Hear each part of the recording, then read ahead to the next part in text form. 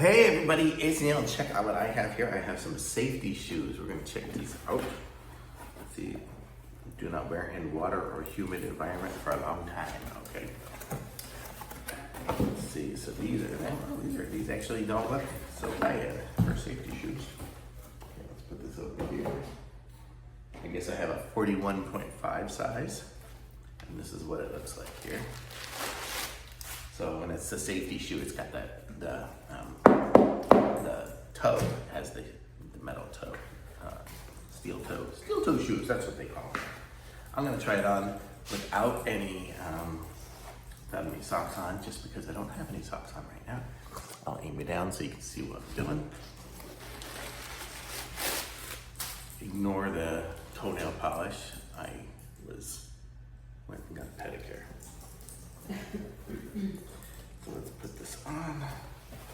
These are really, they got a lot of cushioning on them.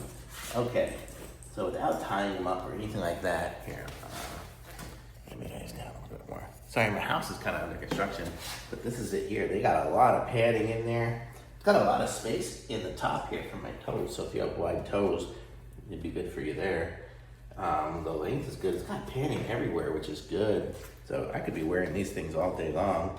It even has some flex in there too, which is good.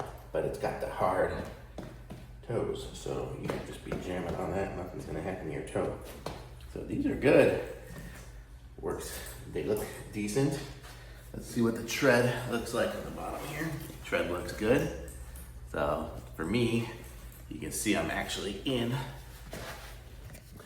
We're putting new tiles in and stuff in the house, so I can wear these around instead of wearing my flip-flops around, and maybe I will keep my feet from getting smashed by tiles and stuff. So, pretty cool. I like these. Thumbs up, very nice.